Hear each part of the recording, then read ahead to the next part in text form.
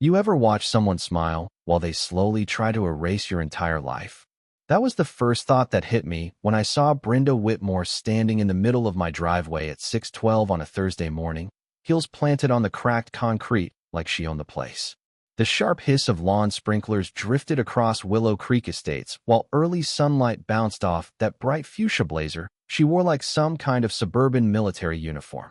Even from inside my truck, half asleep and running on stale gas station coffee, I could see her pointing at my garage with that same expression HOA people always seem to have. That fake calm smile. The one that says they already decided you're the problem before you even open your mouth. I killed the engine and just sat there for a second listening to the ticking sound coming from under the hood of my old silver Silverado. My lower back hurt from working a 10-hour HVAC install across town, and there was still drywall dust stuck to my jeans from crawling through somebody's attic in 93-degree heat. I remember staring at Brenda through the windshield thinking maybe if I waited long enough she'd leave. She didn't. She folded her arms tighter instead. Behind her, taped crooked across my garage door, was a bright orange violation notice flapping in the warm Texas wind. My stomach dropped before I even stepped out of the truck. "Morning, Mr. Carter," she said sweetly as my boots hit the driveway gravel. "You finally decided to come home." The way she said home made my jaw tighten, like the word itself offended her. I looked past her toward the garage. Somebody had taken photos of my property overnight, printed them out, circled things in red marker. My work trailer, the extension ladder leaning against the fence, a stack of lumber beside the shed I'd been rebuilding since Dad passed. The smell of fresh paper and tape adhesive mixed weirdly with cut grass and hot asphalt. "What is this?" I asked. Brenda adjusted the sleeve of her blazer before handing me a thick envelope. Formal notice of multiple covenant violations. Commercial equipment storage. Exterior clutter. Unauthorized renovation activity. She said it all calmly, almost rehearsed, like she'd practiced in front of a mirror. I flipped through the papers while sweat slowly cooled against my neck under the morning breeze. 7 violations. 7. And every single one came with fines attached. I actually laughed once under my breath because I thought it had to be a mistake. "You're fining me over lumber?" Brenda's smile never moved. "We all have to maintain standards, Daniel." Standards. Funny word coming from someone standing 3 feet from the house my father built with his own hands back in 1989. I could still remember him teaching me how to hang drywall in that garage when I was 13. The old man used to keep a coffee can full of screws on the exact shelf Brenda was now calling unauthorized visible storage. I rubbed my forehead and noticed my hand shaking a little from exhaustion. "Look," I said quietly. "I'm rebuilding the shed after the storm damage. The city approved the permit already." "The HOA didn't," she replied. Somewhere down the block a garage door rattled open. I caught movement from behind curtains across the street. Neighbors watching. Nobody stepping outside. Brenda lowered her voice just enough to sound polite. "And between us, Daniel, people are starting to notice your property." There it was. Not the shed. Not the lumber. Me. Divorced HVAC contractor. Work truck. Long hours. A guy too tired most nights to edge his lawn perfectly. I stared at the envelope again while heat shimmered above the pavement. Then I noticed something strange near the bottom page. A date stamp from 3 weeks ago. Problem was, I'd only gotten the notice that morning. Brenda saw my eyes stop moving. And for the first time since I walked up, her smile tightened just a little. That date stamp sat in my head the entire day like a loose screw rattling around an engine. 3 weeks.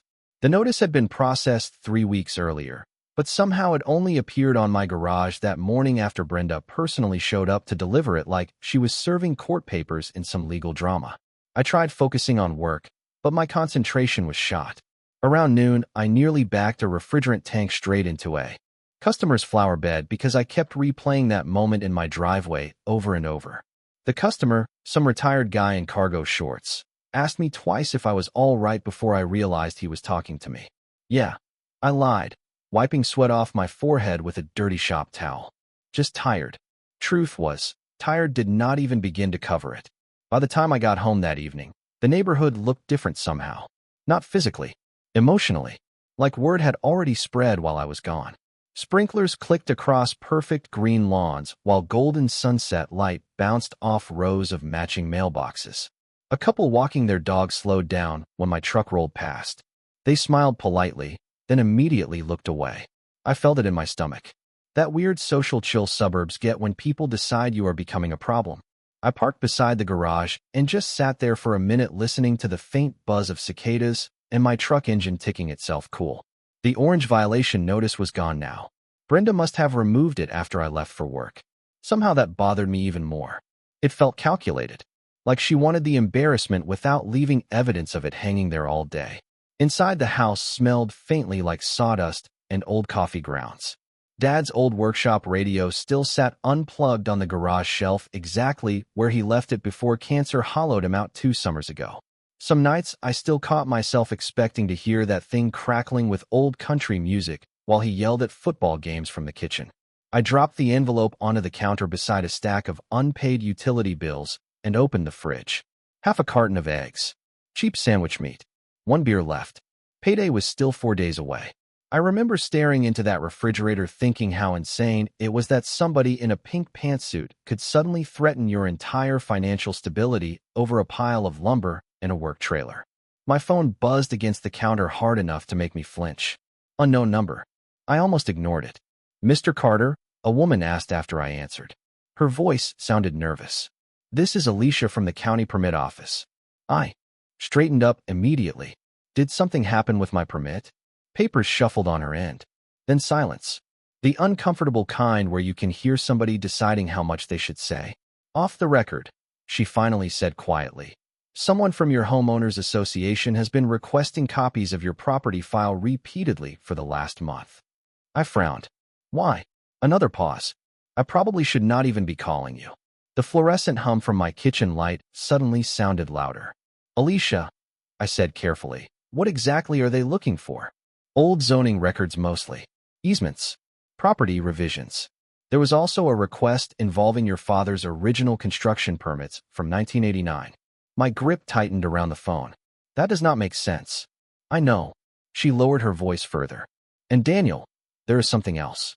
One of the requests came through before Brenda Whitmore officially became HOA president again this year."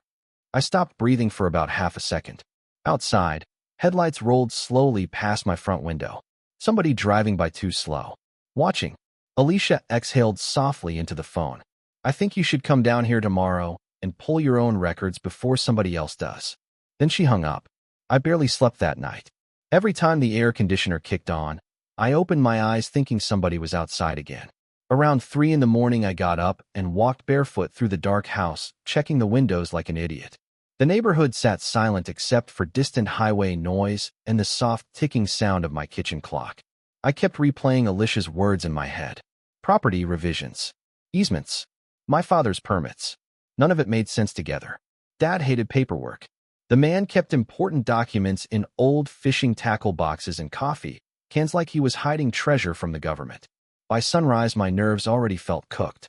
I drove to the county records office with a stale sausage biscuit sitting untouched beside me and enough caffeine in my system to make my hands shake. The county building smelled exactly like every government office in Texas smells. Old carpet, burnt coffee, and fluorescent lighting. Alicia turned out to be younger than I expected, maybe early 30s, brown hair tied back tight, like she was already stressed before 8 in the morning. She kept glancing toward the hallway while walking me toward a side records room. "You did not hear any of this from me," she muttered. Metal filing drawers clanked open one after another while she searched through property folders. "Your HOA has been digging through archived land records for weeks." "Why mine?" I asked. That is the part one cannot figure out. She finally slid a thick folder across the desk toward me. Dust puffed into the air when I opened it. Inside were copies of permits, survey maps, inspection approvals, and old zoning paperwork dating all the way back to 1988. Dad's signature covered half the pages in thick blue ink. Seeing his handwriting again hit me harder than I expected. For a second, I forgot why I was even there. Then I noticed something clipped near the back. A modern request form. Submitted electronically.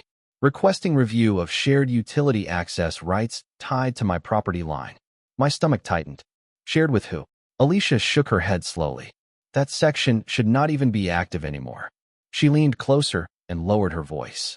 "Daniel, your property technically predates the subdivision." I frowned at her. "What does that mean?"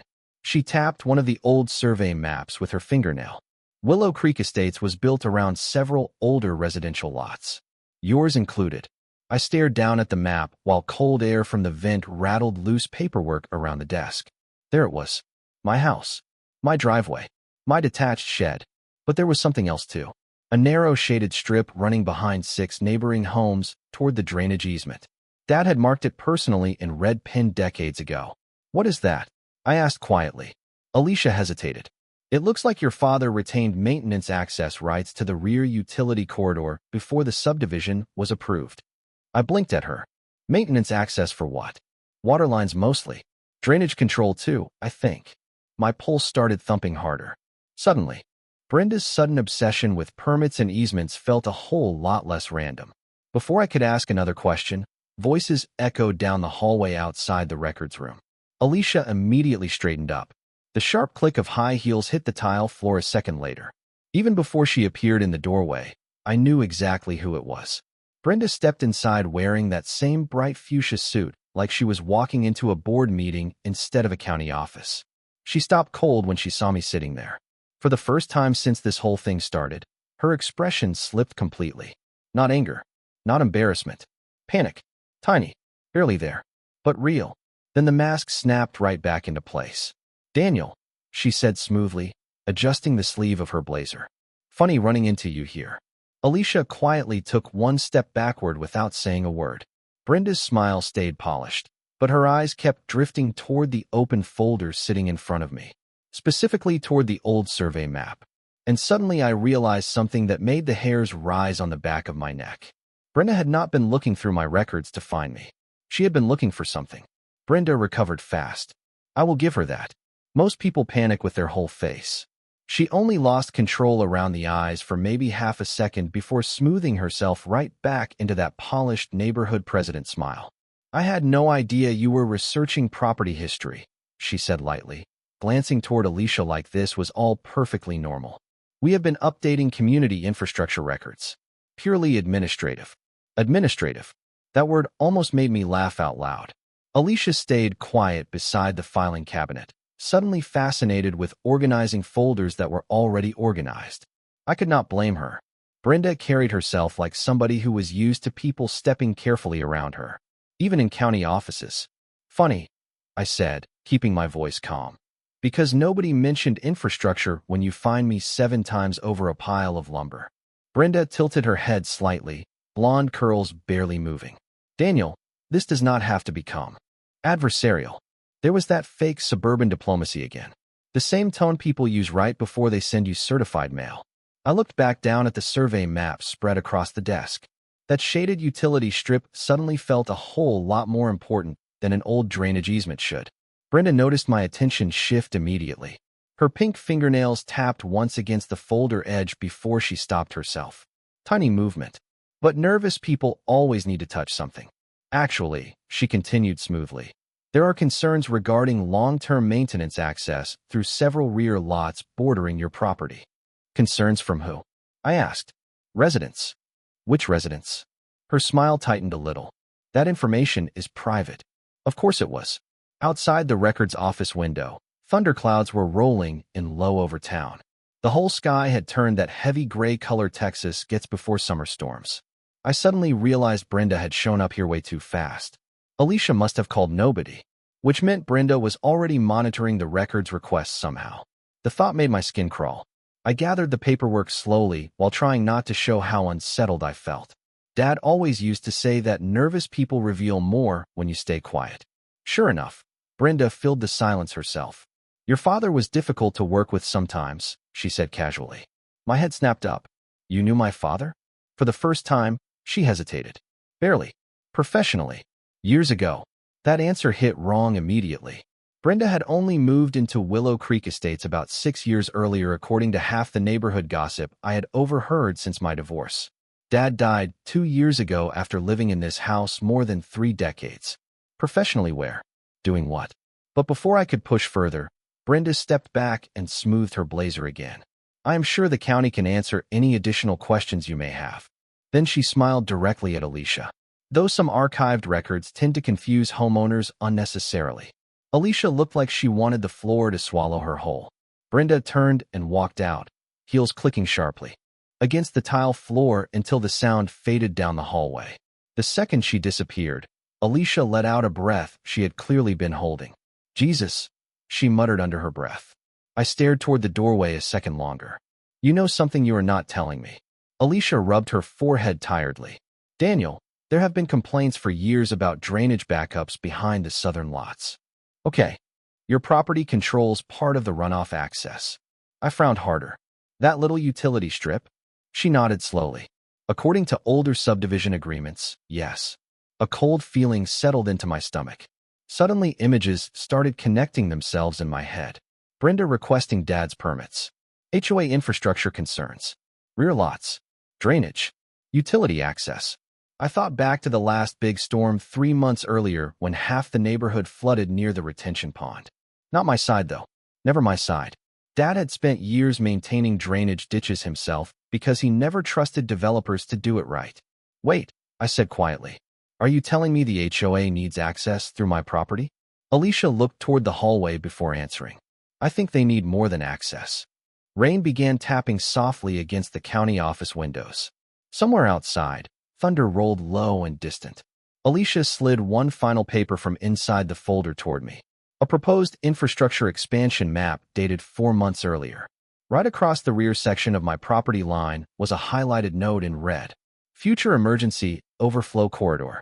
I drove home through rain so hard the windshield wipers could barely keep up. Water hammered the hood of my truck while 18-wheelers sprayed dirty mist across the highway lanes. The whole drive back, I kept glancing at that infrastructure map sitting on the passenger seat like it might suddenly explain itself if I stared hard enough. Emergency overflow corridor. The phrase sounded harmless until you realized it basically meant they wanted to turn part of my property into a giant drainage release for the subdivision every time Texas weather decided to get ugly. And somehow Brenda had been digging around Dad's old records before she even took back control of the HOA board. That part bothered me most. This had started long before the violation notices, long before the fines. By the time I pulled into Willow Creek Estates, the rain had slowed into a steady drizzle. Water flowed along the curbs while thunder rolled somewhere farther south. I noticed 2 city utility trucks parked near the retention pond entrance across the neighborhood. Orange cones. Workers in reflective jackets. One of them was taking photos toward the rear lots behind my property line. My stomach tightened again. I stayed in the truck watching through rain-speckled glass longer than I should have.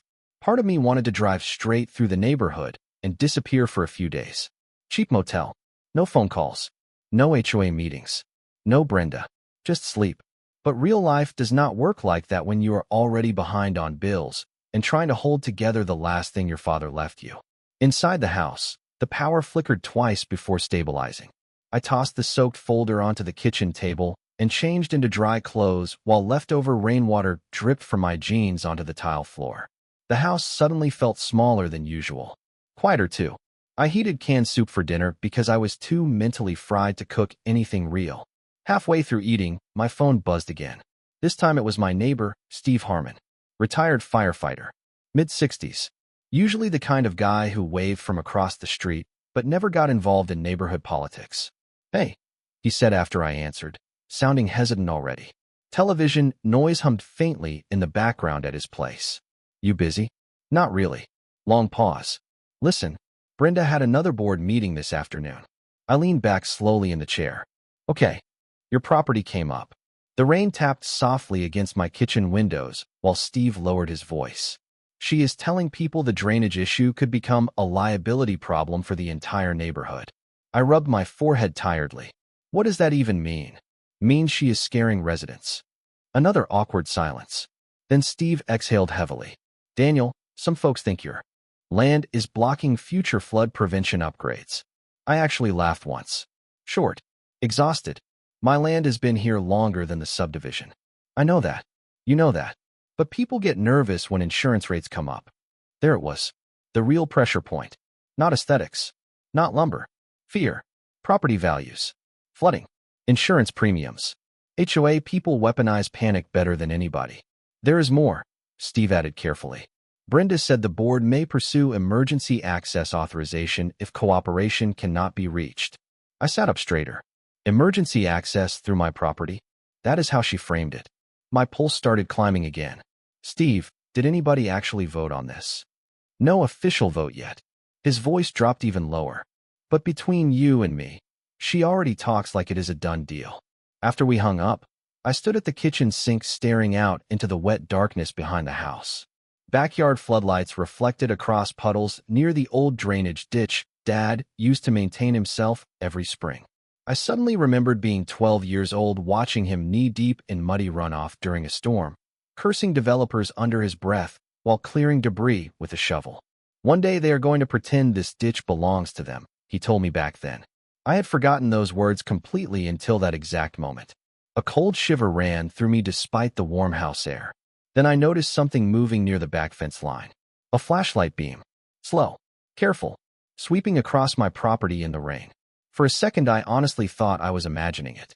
Stress does weird things when you have not slept properly in days.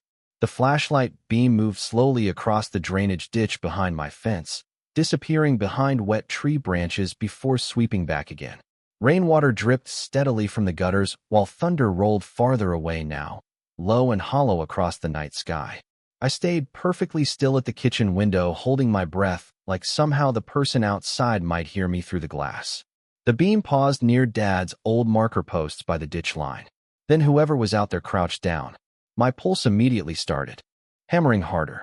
I grabbed the flashlight from the junk drawer beside the fridge and stepped onto the back porch before my brain had fully decided if that was a smart idea or not. Humid air wrapped around me instantly. The backyard smelled like wet dirt, cut grass, and storm runoff. Hey, I called out into the darkness. Who is back there? The flashlight beam disappeared immediately. Silence. Then the sound of somebody moving quickly through muddy brush near the rear lots. I climbed down the porch steps carefully, my work boots sinking slightly into soaked ground as I moved toward the fence line. Adrenaline made everything sharper. Rain dripping from tree limbs. Water rushing softly through the ditch. My own breathing sounding too loud. By the time I reached the back corner of the property, whoever had been there was already gone. But the gate hanging off the rear fence stood partially open. I stared at it for a long second. I always kept that gate locked. Always. Dad drilled that habit into me when I was a teenager because utility workers occasionally tried cutting through the property instead of using the official access lane farther south. I swung the flashlight downward and noticed fresh mud prints leading toward the drainage ditch. Deep heel impressions. Narrow. Not work boots. Somebody had been out there dressed like they belonged at an office, not in storm runoff at night. I suddenly pictured Brenda's bright pink heels clicking through the county office hallway earlier that day and almost laughed at how ridiculous the comparison sounded. But the uneasy feeling stayed anyway. I locked the gate again before heading back inside, double-checking it twice this time like an anxious old man. Sleep was basically impossible after that. Around 1 in the morning, I ended up sitting at the kitchen table surrounded by old paperwork while reheated coffee turned bitter beside me. Dad's property folders smelled faintly like dust and mildew from years sitting boxed in the garage. Most of it was boring maintenance stuff. Utility invoices. Septic inspections. Old repair receipts. But around 2:30, buried inside a cracked accordion folder labeled drainage, I found something that made my chest tighten instantly. Handwritten meeting notes. Dad's handwriting. Dated 1994. The paper had yellowed at the edges, and some of the ink had smeared from age, but one sentence was underlined hard enough to nearly tear through the page. Developer requested permanent runoff easement transfer. Denied. I sat back slowly in the chair while refrigerator hum filled the kitchen silence. There were more notes underneath. Mentions of flooding concerns. Pressure from county planners. Private meetings with developers before Willow Creek Estates was even built. Then another line caught my eye. Brenda Whitmore family represented legal interests during negotiation dispute. I blinked twice at the page because exhaustion made the words feel unreal for a second. Whitmore. Brenda's last name. Suddenly her weird comment about knowing my father professionally did not sound casual anymore. It sounded buried. Intentional. My phone buzzed suddenly beside the paperwork hard enough to make me jump. Unknown number again. I almost ignored it before answering. Static crackled faintly for a second. Then a male voice spoke quietly. You need to stop digging through those old records. My stomach dropped cold. Who is this? Silence. I could hear television noise somewhere in the background on his end. Then the man exhaled softly. Your father already fought this battle once. The line disconnected before I could say another word. I sat there staring at my phone long after the call disconnected, listening to the refrigerator hum and rainwater dripping outside the kitchen window. My heartbeat still had not settled down. The weirdest part was not even the threat. It was the way the man said my father already fought this battle once. Like there had been some ongoing war hidden underneath this neighborhood the entire time I lived here, and nobody bothered telling me. I looked back down at Dad's notes spread across the table. The old paper felt damp from humidity, edges curling upward under the kitchen light. Whitmore family represented legal interests during negotiation dispute. I kept rereading that line, trying to force it into something less ugly than what it sounded like. Brenda was not randomly targeting me. This thing went back decades. I finally gave up on sleep around sunrise and drove straight to Dad's old storage unit across town before work. The place sat behind a tire shop near the highway, rows of faded orange metal doors baking under thick morning humidity. Dad rented the unit for years because Mom got tired of him filling the garage with old tools and construction junk. After he died, I mostly left everything untouched except for grabbing holiday decorations and a few boxes during the divorce. I unlocked the storage door, and the smell hit immediately. Dust, motor oil, old cardboard, Texas heat trapped inside metal walls. Sunlight cut through tiny gaps near the ceiling while I stood there trying to remember where Dad kept paperwork he did not want lying around the house. Half the unit looked like a museum for stubborn old men. Rusted fishing gear, coffee cans full of bolts, broken lawn equipment he swore he would repair someday. I almost left after 20 minutes because frustration was starting to boil over into exhaustion again. Then I noticed an old green tackle box shoved behind a stack of drywall buckets. Same kind Dad always hid important stuff inside. My hands actually shook a little while opening it. Inside were sealed folders wrapped carefully in plastic. Legal correspondence, county maps, engineering reports. One thick envelope labeled Whitmore Development Group sat right on top. I stared at it for a long second before opening it carefully. The documents inside were dated 1995. Proposed subdivision expansion plans, drainage redesign requests, easement acquisition offers. Then I found the rejection letter, signed by my father personally. He refused to transfer permanent runoff control through our property because the revised plans would increase flood pressure toward older homes downhill from the subdivision. I leaned back against the storage wall slowly while traffic rumbled somewhere outside. Dad had not been fighting over money. He thought the developers were cutting corners. Suddenly, another memory surfaced. Him coming home furious one night when I was maybe 14. Mud on his boots. Mom asking what happened. Dad muttering something about those Whitmore people before locking himself in the garage for hours. I had completely forgotten it until then. My phone buzzed in my pocket hard enough to yank me back to the present. Brenda. I stared at her name lighting up the screen while sweat rolled slowly down my back in the heat. Part of me wanted to ignore it. Instead, I answered.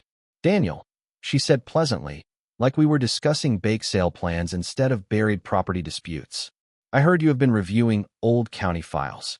I almost laughed. You seem to hear everything. When neighborhood matters are involved, yes. Her voice stayed calm, but I could hear pressure underneath it now. Tightness. I would strongly recommend you stop involving yourself in outdated legal history. Funny, I said quietly, because it sounds like your family has been involved for a pretty long time. Silence. Not long, but enough. Outside the storage unit, somebody slammed a truck door nearby. Brenda exhaled softly into the phone. Your father complicated things unnecessarily. I would hate to see you repeat his mistakes. The second she said mistakes, something cold settled into place inside me. Not anger exactly. Clarity. Because suddenly I realized Brenda was not trying to intimidate me away from the truth anymore. She was scared I was already too close to it. That conversation sat heavy in my chest the entire drive home. Not because Brenda threatened me directly. Honestly, the woman had been doing that since the first orange violation notice showed up on my garage. What bothered me was hearing fear underneath her voice for the first time. Tiny cracks. Tight pauses. Like she was realizing the situation had slipped outside her control. And people like Brenda did not handle losing control well. The neighborhood looked strangely normal when I pulled back into Willow Creek Estates that afternoon. Kids riding bikes. Somebody grilling burgers 2 streets over. Lawn crews blowing grass clippings into neat suburban lines. It almost made me question whether I had built this whole thing into something bigger inside my own exhausted head. Then I saw the certified envelope taped to my front door. My stomach dropped immediately. I sat in the truck another 30 seconds before getting out because suddenly I already knew whatever was inside would ruin the rest of my week. The envelope was damp from humidity, edges curling slightly under the tape. Formal HOA hearing notice. Emergency infrastructure review session. Mandatory attendance requested. I read the phrase 3 times leaning against the porch railing while sweat gathered under my collar in the afternoon heat. Hearing. That word alone changes everything in suburbs like this. A hearing means neighbors, public discussion, whispering, side eyes at the mailbox for the next 6 months. I stepped inside and tossed the paperwork onto the kitchen counter harder than I meant to. It slid into Dad's old folders still spread across the table. For a second, I just stood there breathing through my nose, trying not to let frustration boil over into stupidity. Then my phone buzzed again. "Steve, you got the notice?" he asked quietly. "Yeah." He sighed heavily. "Brenda has been going door to door all afternoon." "Doing what?" "Talking flood liability, insurance rates, emergency preparedness." I rubbed my eyes tiredly. "So she is campaigning." "Pretty much." There was television noise behind him again, louder this time. "Daniel, some people are buying it." Of course they were. Fear always spreads faster than facts in neighborhoods like this, especially when property values get involved. Steve hesitated before speaking again. "There is something else you should know." She told residents the county may classify your rear property section as obstructive infrastructure. I laughed once under my breath. Not because it was funny, because I was too exhausted to react normally anymore. My property suddenly became infrastructure now. "Look, I'm just telling you what people are hearing." "No, I know." I stared at rainwater stains still drying near the back door from the night before. "Thanks for calling." After we hung up, I microwaved leftover soup and barely touched it. My appetite had disappeared somewhere around the 3rd legal document this week. Outside, the sky was clearing into that heavy orange Texas sunset that makes everything look hotter than it already is. I eventually walked out toward the drainage ditch behind the fence carrying one of Dad's old flashlights. Humid air buzzed with cicadas while muddy water moved slowly through the narrow channel behind the rear lots. Standing there, I finally noticed something I should have seen days earlier. Fresh survey flags. Small orange markers tucked low near the ditch bank. 3 of them. Somebody had placed them recently. I crouched beside the nearest one, flashlight beam catching reflective tape wrapped around the marker post. Tiny printed numbers ran along the side. Engineering measurements. My pulse started climbing again. They had already started surveying my property. Without telling me. Without permission. I stood up slowly and looked toward the neighboring lots beyond the trees. One backyard security light flicked on automatically. Then another farther down. In the distance, I heard the soft rumble of an engine idling somewhere beyond the retention pond road. I suddenly realized something that made my chest tighten harder than any fine notice or hearing letter had. Brenda was moving too fast now, which usually means one thing when powerful people start panicking. Whatever they are trying to do is already further along than anyone realizes. The HOA hearing was scheduled for Thursday night at the clubhouse near the front entrance of Willow Creek Estates. I barely made it there on time because one of my commercial units at work went down 20 minutes before my shift ended, and by the time I drove back across town, my shirt already smelled like insulation dust and burnt wiring. I remember sitting at a red light 2 blocks from the subdivision, staring at my reflection in the windshield thinking I looked exactly how Brenda wanted me to look. Tired, sweaty, frustrated. The kind of guy suburban boards label as unstable before he even opens his mouth. The clubhouse parking lot was already full when I arrived. Golf carts, SUVs, perfectly clean pickup trucks that never hauled anything heavier than Costco groceries. Warm lights spilled through the clubhouse windows while voices echoed faintly from inside. My stomach tightened the second I stepped out of the truck. People noticed immediately. Conversations did not stop completely, but they shifted. Eyes moved. Smiles got smaller. Somebody near the entrance pretended to check their phone instead of making eye contact. I walked in carrying Dad's old folder under one arm, while air conditioning hit my sweat-damp shirt hard enough to make me shiver. The room smelled like coffee, lemon cleaner, and cheap catered cookies. Folding chairs filled most of the space, facing a projector screen at the front. And there she was. Brenda Whitmore stood beside the podium in that same bright fuchsia suit, like she was running for governor instead of HOA president. Her blonde curls sat perfectly in place. Clipboard tucked against one arm. Pink heels clicking softly across the tile floor while she greeted residents with polished little smiles. The second she saw me, her posture changed almost invisibly. Tiny tightening around the shoulders. "Daniel," she said warmly enough for nearby people to hear. "I am glad you came." I nodded once and sat near the back instead of answering. A couple residents glanced toward the folder in my lap before quickly looking away. The hearing started with all the usual suburban nonsense. Landscaping budgets, pool maintenance, security gate repairs. Brenda moved through it smoothly, confident and controlled. Watching her work a room honestly explained why people followed her. She sounded calm, responsible, prepared. Then the projector switched slides. Flood mitigation proposal. My pulse immediately picked up. A drainage map filled the screen. My property highlighted in red. Brenda folded her hands neatly in front of her. "As many residents know," she began professionally, "recent storm activity has exposed critical infrastructure concerns affecting runoff management near the southern lots." Concerned murmurs spread quietly through the room. She clicked to another slide showing flood photos from months earlier. Engineering consultants have advised that emergency overflow improvements may become necessary to protect long-term property values and resident safety. Property values. There it was again. Fear language. The room leaned toward her immediately after that phrase. I could feel it happening. A resident near the front raised his hand. "Are you saying we are at risk for flooding again?" Brenda gave a measured little sigh like this burden weighed heavily on her personally. "I believe we have a responsibility to consider all preventive options." Then she glanced directly at me. "Not long. Just enough." Somebody farther back asked whether homeowners would face higher insurance rates. Another resident mentioned drainage backups behind their fence line last spring.